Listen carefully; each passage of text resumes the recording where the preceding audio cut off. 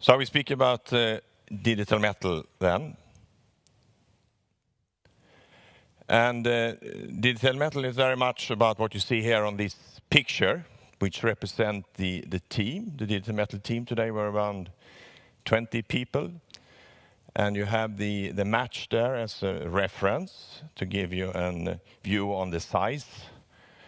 And the technology is really about making small detailed parts with good surfaces and combining that with high speed, so good productivity. So I'm going to give you an update today where we are and tell you about our technology, materials we offer, and a little bit of benchmark that we have done before I end up. And at the end, if we have time, I have 2 short movies from customer cases. But first, quick information about Höganäs. We are the world, we used to say the world leading metal powder producer, meaning that we are the largest, whatever you're in terms of volumes or revenue. We produce around 500,000 tons of metal powders. Majority is iron-based, but a big chunk is also atomized powders and among gas atomized powders, mainly for surface coating applications. Turnover around $1 billion, around 1,800 people working in Höganäs, and sales is well distributed around the market. And we heard before today about JKN Höganäs. So and we had a sort of a split with our old sister company in 1999, split or divorce or whatever we should call it, and that is today owned by JKN. Right. If we then have a look on where we are today, then the technology originates from EVF here in Gothenburg. And we came into the picture in about 2010 when we started to work with a small entrepreneurial company named F-Cubic, which we then later on decided to acquire 2 years later. And we have since then made a lot of different prototypes for people. And this prototype has then resulted into volume production for different parts. And today we have 12 different parts that we supply in volume production or repeat orders. And the highest volume of one of the geometries is 30,000 pieces per year. So it's quite impressive volumes, we think. And this has gained us a lot of experience about our technology in terms of repeatability and reliability of the process. So since start, we have made around 200,000 parts, which has been good for us in order to learn how our process is working. And parallel to this, we have had people knocking on the door claiming that they need our technology. So about 2 years ago, we supplied one of our machines to an external global supplier in luxury design. And they have used the machine more than 2 years back. They went into volume productions beginning of this year for a part or an application that will hit the market end of the year. And recently we have then also supplied a machine to a French industrial institute called CITIM, who has previous experience in, more than 10 years experience in SLM. So I will tell a bit more about that later. And we have also then recently launched titanium 64 capability as well. And it's always nice to talk about success cases or customer cases. But most of the people we work with, they won't allow us to reveal who they are. But this is one example where the company really use 3D printing as a part of the marketing, so to say. And this is a Swiss watchmaker. It's a Kickstarter founding. And we started to supply, we make the dials for them or the faces. and we started to supply that in this year, really. And it may look simple to make, but I mean, they are very thin. They need to be round, and there are two small pins on the bottom for the positioning of the face into the watch case. And in order to fulfill that, keeping in mind that it shrinks 20% during shrinkage, it's not so easy. But however, we manage. And the watches looks very nice, by the way. Another example where we're allowed to speak about what we have done is something we do for Koenigsegg. It's a windscreen coil nozzle. And the surface that is exposed on top of the hood, so to say, has a mirror finish printed with the Koenigsegg logo as well. And it has some special design on the inside channel and how it's attached to the hood as well. Only problem is that they don't need that money per year. So if you have some money over and I'm looking for a nice car, please go ahead. So if we then look at our technology, which is the binder jetting technology, like everybody else, we start with a CAD file and we use the same format as the whole industry. It's STL that we need in the end. And we print at room temperature in our technology. There is no protective atmosphere. It's a powder bed process. We build up the parts layer by layer and achieving a green body or a green part after printing that we then need to sinter in order to get the finest strength. So we heat it up in a sintering process. And we can then after apply some secondary operation in order to improve the surface finish. But normally we reach good surface finish in as sintered condition.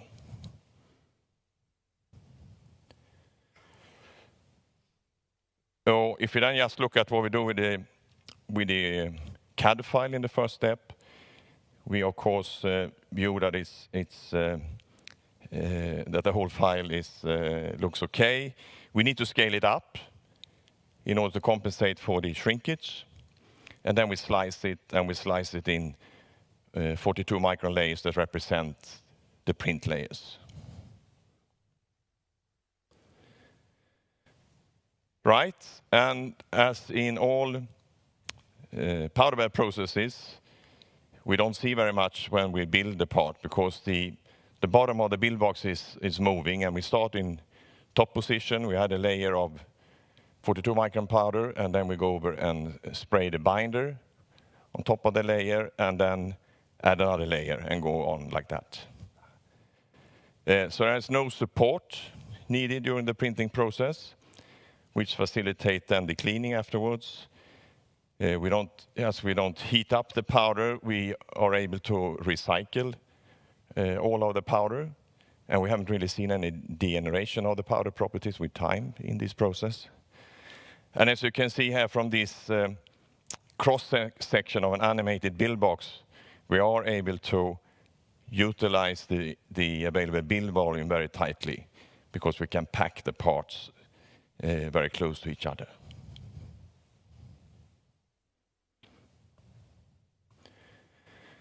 Right, and after printing then, we need to separate powders and the printed parts, and we do that by compressed air in some closed cleaning cabinets, and which are then connected to some separators where we collect the powder that we then reuse later on.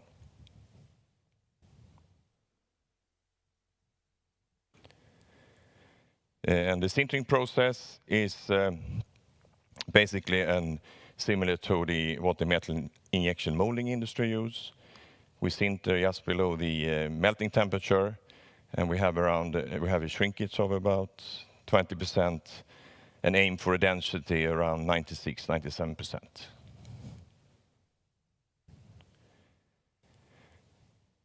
So we reach good surface finish in as sintered condition in average 6 micron, and we can easily improve the surface finish by adding a blasting operation and go down to around 3 micron.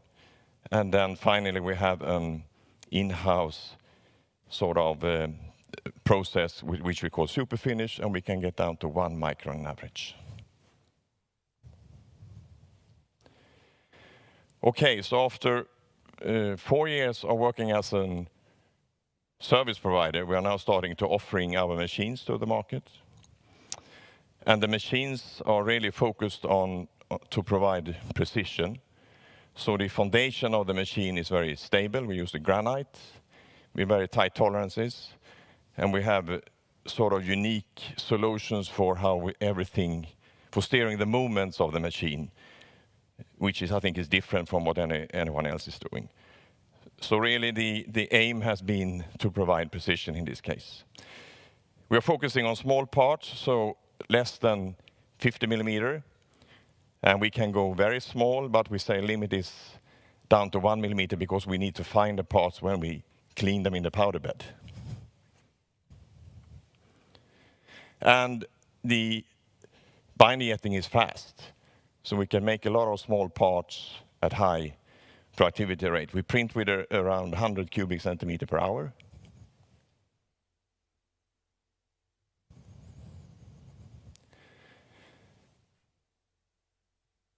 Right. If we look at the material that we offer for the time being, it's stainless 316L and 17.4 pH. And recently we have also launched titanium 64. And here we see some data from an production capability test that we have performed. We have used different powder lots, different printings, different sinterings, and sort of checked the repeatability of the process. And we have then also used different types of test bars, standard powder metallic test bars and MIM test bars, and checked the differences. And the conclusion from the result is that we achieve very stable properties in the process with titanium 64. And in terms of chemistry, we are fulfilling a MIM specification today. So we are, and if we should go further and come down to grade 5, we need to improve surface content, oxygen content, sorry, a bit further, which we think is possible. But from the carbon content, we are fine already as it is today.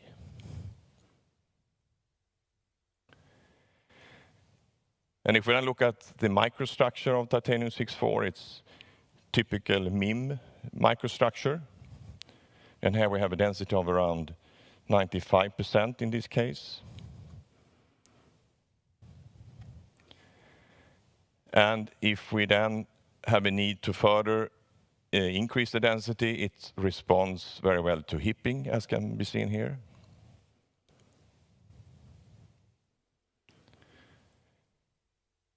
And if we then just summarize material properties that are offered by the process today, we follow basically MIM standards, so metal injection molding standards that is available. So there are standards available which is normally missing for additive manufacturing today. Okay, then we come to some benchmarking that we have performed. And in this case, it's our recent customer in France, an industrial institute called CITIM, with 10 years experience of using SLM technology, who have performed the benchmarking. So we have printed some parts for them, and they have also then printed the same parts in their processes. And you can see the differences here in terms of roundness of the holes. And you can also see some differences in type of support that is printed. And here is another example of an geometry that we have printed.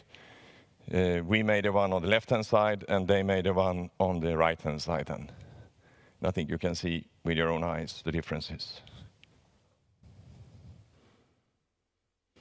And they have also performed some some hipping tests. So here's another geometry which they have made trials on in 316L this time. And it also responds well to hipping if further densification is needed. And then I also done some surface roughness measurement, compare with the SLM-made parts and the parts made with our technology. And I think they saw some substantial differences as well. Well, and then we have tried to summarize our view of different technologies. So we look at SLM, EBM, and direct energy deposition, looked at our technology, and then looked at some conventional technology. And this is our view. I'm aware that other people probably would have come up with another result. However, we show this for Fraunhofer, and they are now using the same table in their presentations. So I think that says something at least. And one conclusion we can draw from this is that there is not one machine that can do everything. All have their pros and cons, so to say. And in general, for the methods where we melt, the more energy we put in, the faster it goes. But the disadvantage is then we will have less details and coarser surfaces. And DigitalMetal then is sort of a combination. We can offer very good details, good surfaces, combined with high productivity.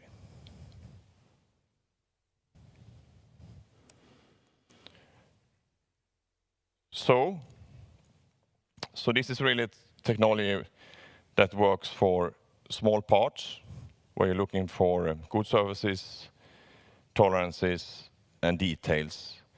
And we can also combine that with good productivity, mainly because we don't need support. We don't heat up, so the downtime between each job is very short. And inkjet, as such, is fast. And we know very well then, since producing 200,000 parts, that repeatability can be very good. And we have proven the technology in large-scale production, and we are now offering to these machines to the market. And then I should end here with 2 movies. Let's see if it works.